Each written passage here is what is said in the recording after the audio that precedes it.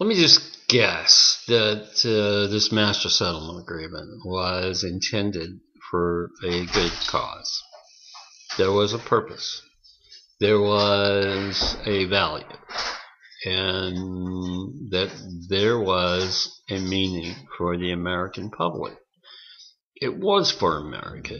Canada is right now looking into, at least the French are probably about as reasonable as any group, are looking into suing the big tobacco companies. And of course,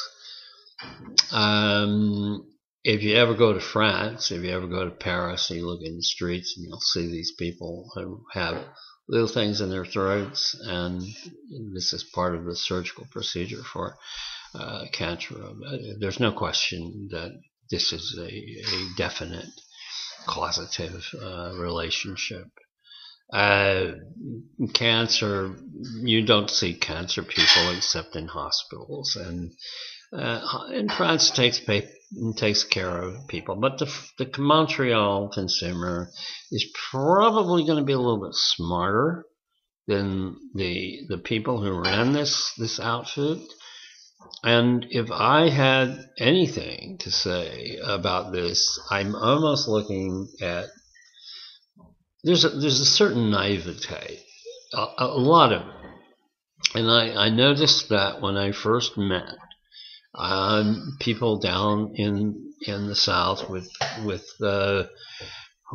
this very radical point of view, or they thought it was at least, the Lewis theory, perpetuated by a small man with a black uniform who was reminded me a bit of the character in the movie Shane, where he wears black. He's all evil. On the other hand, there's something strong about the relationship of black and white, and the relationship of having a fear of this. I have come to the point that these people actually were the people who infected us with the master settlement agreement were only looking for a way to make a buck. And this is not sour grapes. This is an issue. And for 25 years, you're hooked. And you'll be hooked after the new master settlement is entered into. There's nothing masterful about this settlement. When you look at what they were trying to do, I recall The Man in Black. And that wasn't Johnny Cash. I remember issues relating to children, and I certainly don't disagree that that's important. But marketing and promotion, if you look in places like South America, Central America particularly, you're not interested in these people. You're not interested in the children. You're not interested in whether they're getting nickel cigarettes or penny cigarettes or whatever. You're basically pledging yourselves to change the whole conflict.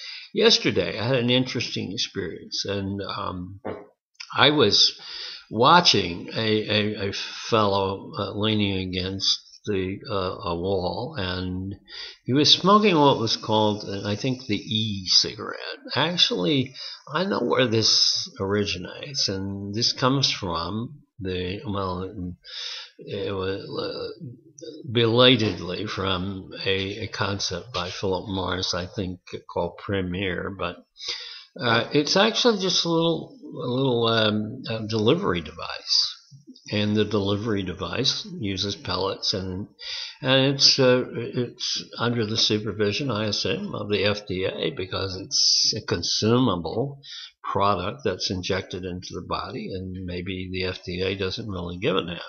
In 1962, however, when Sir Charles Ellis actually invented this product, It had a fear in every direction that was pointed. It was a hot document because you didn't actually smoke a cigarette, a smokeless cigarette. And it would invite the FDA to come in, and so that kind of document would have been loaded with a comment and with a code of number one, hot.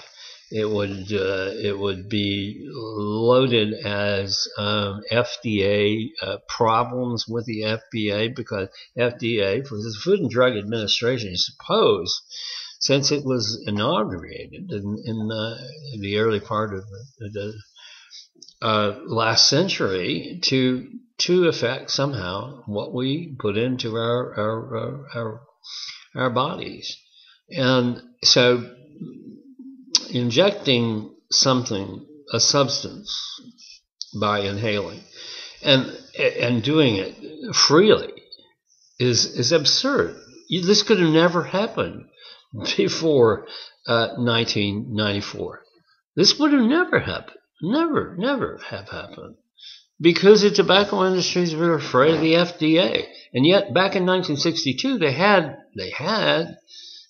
a very good concept by a British researcher, Sir Charles Ellis, and this was easy to do. Why is it done now? Why do you have this guy leaning back and he's smoking a pellet of nicotine? Well, nicotine is only a productive piece to the tobacco industry. They just found ways to profit from other sorts, and cannibalizing your product is not really something new. They've been doing that forever as part of marketing, and that's how they do. They'll cannibalize one product to produce another product. And so the issue is not really radical. On the point of the master settlement agreement, I think you not only lost it, you gave away so many of the real advantages of having at least an opportunity to be angry at tobacco and to keep them on their toes. But now you've given away things like, I may be wrong here, but I've heard someone actually is recommending that you use smokeless tobacco, chew tobacco, instead of smoking, and that's supposed to be more healthier. Okay, well, has anyone recalled the fact that Sean Marseille was a figurehead in this as a young man, 18, 19 years old, and he died a gruesome death, having been hacked to death by surgeons because he could not survive because he picked this useless product called smoked tobacco, which is incidentally an American product, spit tobacco. And he was playing baseball when he was 8 years old, and he was he died. Gruesome death. And then, tobacco companies fought him forever. And somehow, there's somebody out there, I think this is true, I'm not real sure, but since I'm taking liberties here with an ad lib on the master settlement agreement, I'm saying, well, if you can get an e-cigarette out there, or a smokeless cigarette, and it's perfectly okay with the FDA, why not go ahead and say it's okay to quit smoking with the idea of using an alternate theory of putting nicotine in your body through the use of a spit tobacco. Well, remember Sean Marseille. At least remember that young man lived and died. And the nitrosamines in that product, plus the sugar, if you're a diabetic, it's nothing but a killer. And, many people have strange relationships with the tobacco company. And it seems to me that this master settlement agreement is probably the weirdest kind of offering. I never really had an opportunity to say anything. No, don't do that. They didn't want to hear from me. So for my children's children, while it's still going to be going on, and there's absolutely no answer to it, none of this that seems to be money passes on to any good cause. I don't see any good cause here. There's stuff that mentions the corporate sponsorship of athletic or musical, cultural, artistic, or social events, bans the use of tobacco brand names for stadiums and arenas. Oh, wow, that's very interesting. You know what? That's been going on in Brazil for 20 years or more. They've been doing this for a long time, and in other countries as well. And they don't have to ban anything in France and in Germany, because they're going to do it anyway. It's all word of mouth. It's I see it, I do it. How naive. Now, I wonder about you guys out there and gals who had something to do with this and have something to do with this now. Why in the world do you feel comfortable living with this kind of hogwash? It is. You're basically contributing to the advancement of the use of tobacco. That's simply the point. You're contributing vastly to the enhancement of the reputation of the tobacco industry, which they don't need because it's an addictive product. And thank you, C. Everett Koop, but it was something that you discovered rather late in life. And by the way, you didn't have any proof. And by the way, you were part of WHO, which didn't discover it at all.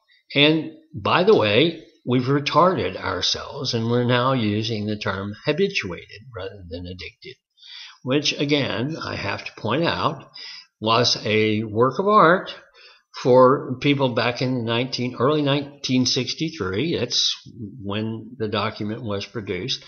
And when you have to revert to all the things, and you look at this, how ridiculous you are, how ridiculous this is. Okay, it actually goes to promos with T-shirts and backpacks and all this garbage that was going on in the 1980s. Wasn't going on in the 90s. I mean, very little. The Kool and the Gang, whatever. Even Pulp Fiction has no interest in that. Or the elementary parts of proclaiming yourselves as being advocates of this kind of treaty, this kind of truce. It's like making friends with the devil and saying, okay, I really have done a great job. And some of these people are avid Christians, and I'm sure that there's a point. Do we believe in preserving our lives of children and our own lives? Listen, I'm a victim. You're a victim. But why in the world would you allow lawyers to perpetuate this myth? Because that's what it is. It's a myth. 13 years now. 13 years. 12, you've received bunches of money. And, okay, take their money. But it's not going to hurt them. All they do is just add more money to it. Notice, please, the e-cigarette, the fact that you're having an alternate reason for using a spit tobacco, this could not have happened before 1994. Couldn't. It really shouldn't happen now. Unfortunately, our leadership is in a textbook or in someone's little mind. They're going to make a little buck off of this, and they did. The tobacco industry knows this. They have many countries. They can be successful. I really feel bad about having to have been a part, a really big part, unfortunately.